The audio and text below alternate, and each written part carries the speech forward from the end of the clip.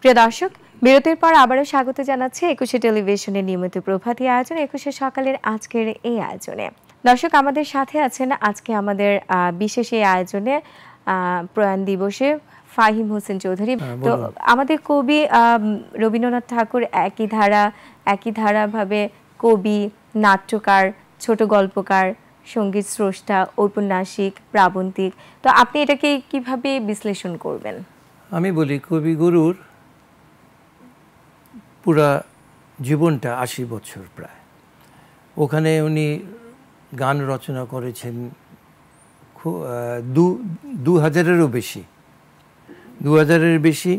এবং তার গানের রচনাতে যেরকম ক খ গ গ উমু এটা আমরা বলি, সেটাতে আপনি চ দিয়ে গান করেছেন প্রায় ৪০টি, ছ দিয়ে ১৪টি, এ দিয়ে এমনও দিনে তারা বলা যায় যেরকম এ দিয়ে ওইটা করেছেন ১৬৯টি। এইভাবে প্রতিটি অ্যালফাবেটে অক্ষরে উনি গান করে গেছেন। এবং এই গানগুলি উনি যে ২,০০০ গান করেছেন, এটার ভিতরে আমি বলবো কোনো দিকে আমরা বাদ দিতে পারবো না। যেমন প্রেম, আমাদের ষড়ঋতু, স্বদেশ, বিচিত্র পর্বের। এমন একজন গুণী লোকের সম্বন্ধে আমি আর কতটুকুই বলতে পারবো, কেন আমার এই ছোট মানুষ হিসাবে ওনার সম্বন্ধে আর কতটুকু বলতে পারবো। আর সাধারণত আমাদের তো, আমি তো গানের শিল্পী, তো যে খুব একটা যে সুন্দরভাবে কথা বলতে পারবো সেটাও না। গান গাইতে দিলেও কিন্তু সারাদিনই গান গাইতে পারবো। ভাই, কবিগুরুর তো অনেক গান রয়েছে, তো সেখান থেকে আপনার প্রিয় যদি কোনো একটা গানের কিছুটা অংশ আমাদেরকে এখন শোনাতেন আর কি।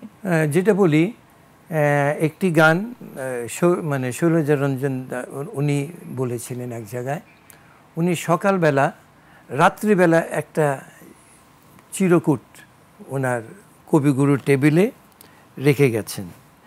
ওখানে লেখা বেহাগ। আচ্ছা, বেহাগ একটা রাগ। তো কবিগুরু উনি তো সকালবেলা উঠেই উনি গান নিয়ে টেবিলে দেখে একটা চিরকুট। ওইটা দেখার পর উনি দেখলেন যে বেহাগ রাগে করতে হবে। আর যিনি দিয়ে গিয়েছিলেন উনি চিন্তা করছেন যে কবিগুরু কি করবে। তার আগে কিন্তু অনেক রচনা করেছেন। ওই বেহাগ রাগটা মনে হয় তখনও ওই রাগের কোনো সৃষ্টি ছিল না। তা অনেকক্ষণ পর যখন ডাকলেন, শুনো, তুমি যেটা দিয়ে গেছো সেটা শেষ করেছি। তো ওই গানটা ছিল ওই যে বর্ষার উপরে, এখন বর্ষাকাল চলছে, আজি তোমায় আবার চাই, যেরকম একটু যদি আমাদেরকে গিয়ে আজি তোমায় আবার চাই শোনাবারে কি কথার, এটা অ্যাকচুয়ালি গানগুলি মনে থাকে না। আজি তোমায় আবার চাই শোনাবারে, একটা কথাগুলি মনে পড়ছে না। অসুবিধা নেই, অনেক ভালো লাগছে। আসলে বাংলাদেশে কবিগুরু রবীন্দ্রনাথের এই চর্চাটা কেমন আছে বা কি পর্যায়ে দেখছেন আপনি? না, এখানেও আমি আরেকটা কথা বলি। এই গানটার রচনার পর আরেকদিন দেখতে পেলেন যে আরও একটি চিরকুট, আরও অনেক বর্ষার গান হয়ে গেছে। গ্রীষ্ম বর্ষার গানের পর আরও কিছু গানের জন্য অনুরোধ। তারপর তখন উনি আরও কয়েকটা গান রচনা করলেন, যেরকম বাদল দিনের প্রথম কদম, এসো গো জেলে দিয়ে যাই। এই গানগুলি পরের উনি অনেক। ভাই, এটা তো খুবই কমন একটা গান বা অনেক ফেমাস, তো একটু যদি শোনাতেন। বাদল দিনের প্রথম কদম ফুল করেছো দান, আমি দিতে এসেছি শ্রাবণের গান। বাদল দিনের প্রথম কদম ফুল করেছ দান। বাহ, অসাধারণ। আসলে কবিগুরুর গানের কথা শেষ করা যাবে না, এটাই হচ্ছে ব্যাপার। তো আমি এই পর্যায়ে আরও একটা বিরতি নিয়ে আসছি আপনার কাছে। দর্শক, আমরা কিন্তু আজকে আছি 21শে সকালের একটি বিশেষ আয়োজনে। আজকে কবিগুরুর প্রয়াণ দিবস। এ পর্যায়ে আরও একটা নিতে হচ্ছে 21শে সকালের আয়োজনে ছোট্ট একটি বিজ্ঞাপন বিরতি। আমাদের 21শে সকালের এই আয়োজনের সাথেই থাকুন।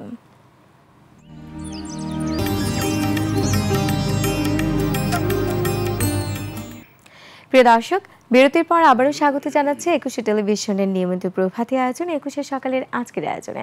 দর্শক, আজকে আমরা আছি আমাদের কবিগুরু রবীন্দ্রনাথের প্রয়াণ দিবসের এই বিশেষ আয়োজনে। আমাদের সাথে আমাদের স্টুডিওতে উপস্থিত আছেন বিশিষ্ট সঙ্গীত শিল্পী ফাহিম হোসেন চৌধুরী। ভাই, আপনাকে বিরতির পর আবারও স্বাগত জানাচ্ছি। ভাইয়া, বাংলাদেশের রবীন্দ্র চর্চা নিয়ে যদি একটু বলতেন যে কেমন পর্যায়ে আছে বা দেখছেন এখন। আমি বলবো যে বাংলাদেশের রবীন্দ্র চর্চা খুবই ভালো অবস্থায়, কেন আমার তো প্রায় 60 বছর এই রবীন্দ্র চর্চা নিয়ে আছি আমি, এবং টেলিভিশনে তো প্রায় 53 বছর হয়ে গেল গান করি, রেডিও টেলিভিশনে। তো আমাদের আগে যারা আমাদের মুরব্বীরা ছিলেন তখন খুব লিমিটেড আর্টিস্ট ছিলেন, মানে হাতে গোনা যেত, তখন চর্চাটা ওরকম ছিল না। থাকলেও মানে খুব যে খারাপ অবস্থা ছিল তখন থেকে না। তাদের দ্বারা আমাদের এই প্রজন্মের, মানে আমরা তো এখন অনেক বয়স হয়ে গেছে, এখনও যারা নিচের যারা জুনিয়র আছেন তাদের জন্যে তারা যে শিক্ষা দিয়ে গেছেন, আমাদের দেশে যারা গুণী শিল্পীরা ছিলেন, সঞ্জিদ আপা ছিলেন, ওয়াহিদুল হক ছিলেন, জাহিদুর রহিম ছিলেন, ওনাদের কাছ থেকে আমি নিজে শিখেছি।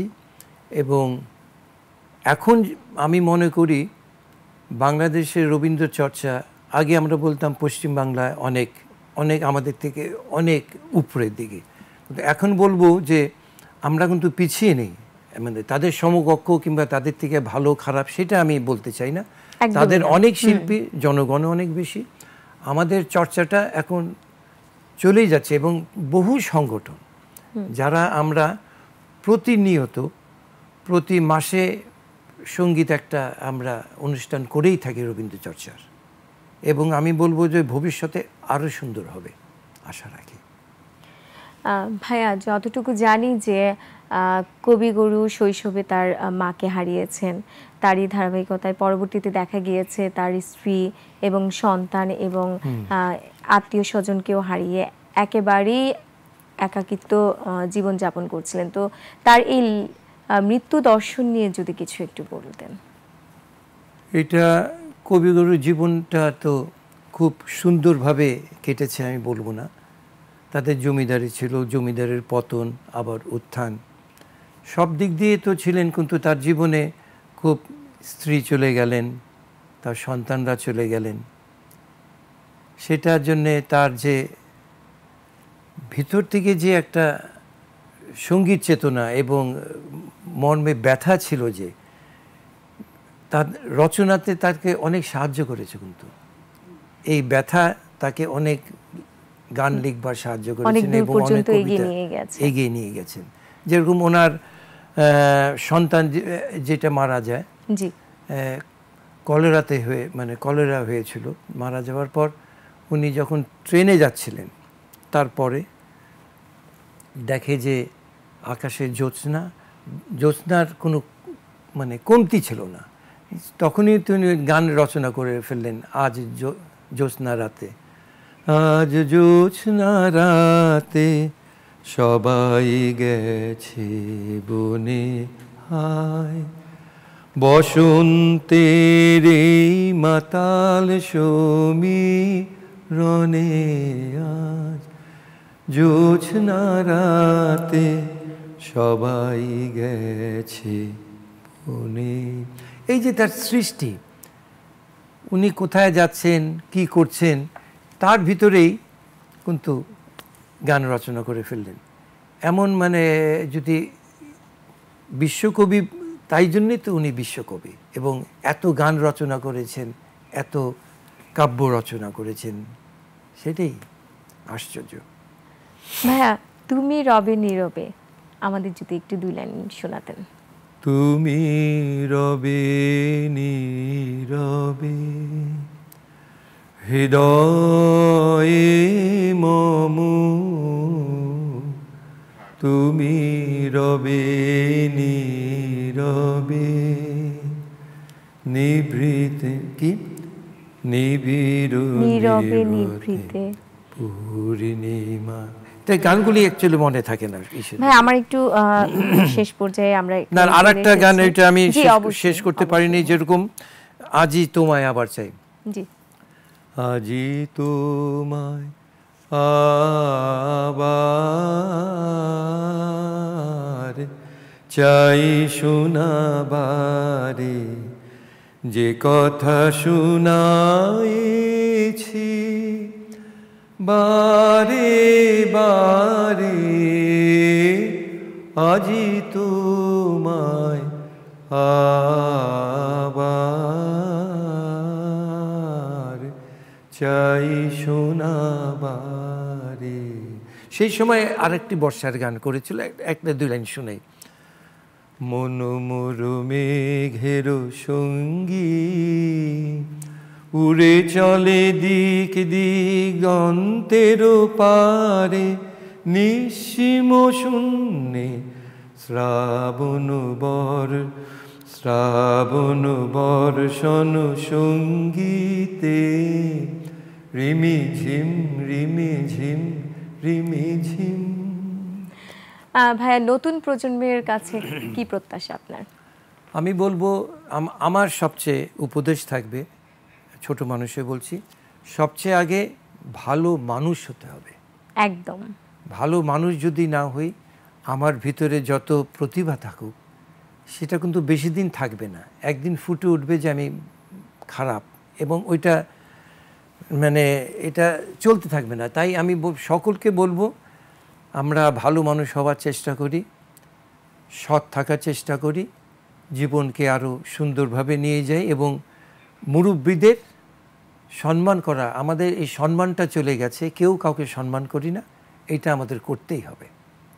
ভাই আপনাকে আজকের এই কবিগুরুর প্রয়াণ দিবসের এই বিশেষ আয়োজনে আপনাকে আসলে আপনি কষ্ট করে আমাদের স্টুডিওতে এসেছেন, আপনাকে অসংখ্য ধন্যবাদ জানাচ্ছি। আমরা হয়তোবা আবারও কোনো একটা অনুষ্ঠানে আপনাকে আবারও পেয়ে যাব সেই আশা ব্যক্ত করছি। আপনাকে ধন্যবাদ জানাচ্ছি। দর্শককে বলবো যে গানের অনেক ভুল থাকে, সবসময় খেয়াল থাকে না, সকালবেলা তো ক্ষমা চোখে দেখবেন, দোয়া করবেন জানি আমরা সকলে ভালো থাকি। 21শে সকাল অনুষ্ঠানটি আপনাদের কাছে আসলে কেমন লাগলো? আপনাদের যে কোনো পরামর্শ, মতামত এবং ভালো লাগা কিংবা মন্দ লাগা আমাদের জানাতে পারেন খুব সহজেই এই ঠিকানায়। প্রযোজক 21শে সকাল, 21শে television limited, Jahangir tower, 10 Kazi Nazrul Islam Avenue, Karwan বাজার, ঢাকা 1215। ফোন 88025501 4316 থেকে 25। ইমেইল সকাল@21.tv.com। আমাদের এই অনুষ্ঠানটি দেখতে পারবেন www.youtube.com/@etvlifestyle এই ইউটিউব চ্যানেলে। আমরা থাকবো আপনাদের সেই সব গুরুত্বপূর্ণ মতামতের অপেক্ষায়। দর্শক, আমরা অনুষ্ঠানে একেবারেই শেষ প্রান্তে চলে এসেছি, আর আমরা প্রতি রবি থেকে বৃহস্পতিবার নতুন নতুন বিষয়গুলো নিয়ে হাজির হচ্ছি আপনাদেরই কাছে। আবারও দেখা হবে আগামীকাল বৃহস্পতিবার সকাল 7:30 21শে টেলিভিশনের পর্দায়। ততক্ষণ পর্যন্ত সবাই ভালো থাকুন, সুস্থ থাকুন। আবারও সবাইকে জানাই শুভ সকাল।